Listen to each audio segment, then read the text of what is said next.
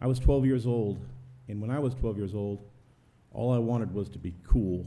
Like, I was going through a lot of changes. I was hitting puberty. My body was changing. I was going through some personal life changes. My family had divorced recently.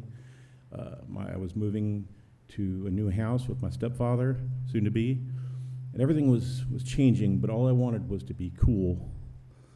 And in my school, all the kids, all the smart kids were the cool kids. I'm not sure how that worked out, but that's what it was. And I was smart, and what they were doing was they signed up for a program called year-round school, where you could attend school all year round and take 2 weeks after each semester.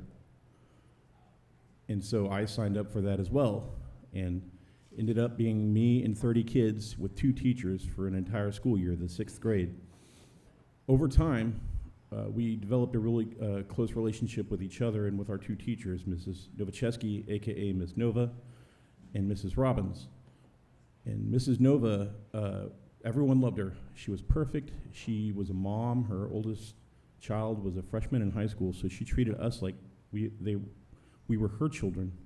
And we all, like, she was perfect. We all wanted our moms to be like her. We wanted to impress her. I wanted to impress her.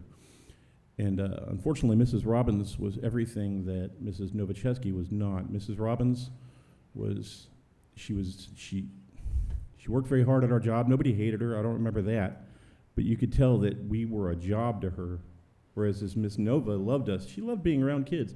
And Mrs. Robbins was she was everything that she was not. She was like a stout middle class or lower class woman, Southern accent, and worst of all, she waddled as she walked, is the best way I can describe it. She would walk like that and waddle. And over time, we all started to notice. Over lunch, I remember a kid in my class telling me that they'd started calling her the duck, which I thought was the most hilariously appropriate thing that I'd ever heard about a teacher ever. And so, as I wanted to be cool. We're all sitting in class over the summer, and kids get to be a little bit stir crazy, and she would pass by us, waddling all the way, getting our papers, passing our papers back and forth, and I just started making quacking noises as she would pass by us, like, under my breath, not so loud, but enough for the other kids in the class to giggle, and they thought it was the most hilarious thing ever. I think their laughter was louder than my noises. But, I thought that Mrs. Robbins was either oblivious or didn't care. They're children, I thought she'd maybe accepted her duckness. Maybe she'd heard it before from other kids. I don't know. But one day it all changed because I was walking out of the classroom toward the end of the summer, and I could see something had changed. There was something wrong. And I looked toward Mrs. Robbins, and she'd had a folder over her face, like covering her face like that. And there was something off. My mom had been recently dealing with some stuff and through the divorce, and I could tell that she was melancholy, and so I could tell Mrs. Robbins there was something afoot. I just said, Mrs. Robbins, are you okay? And she's like, nothing. And I go to her desk, and I said, Mrs. Robbins, are you okay? And she pulls down her folder, and you could tell that she'd been crying. And she looks at me, and she says, you.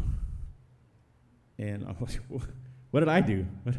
She's like, you're a little asshole. You're a little asshole. You're a smart kid. You're maybe the smartest in this class, but you're a little asshole, and you should know better. I'd never been spoken to by a teacher, by an adult at any point, and I was torn between the idea that I was an asshole and that I was the smartest kid that she knew. I'd never been told that either, and I didn't know, I didn't know what to do with that energy.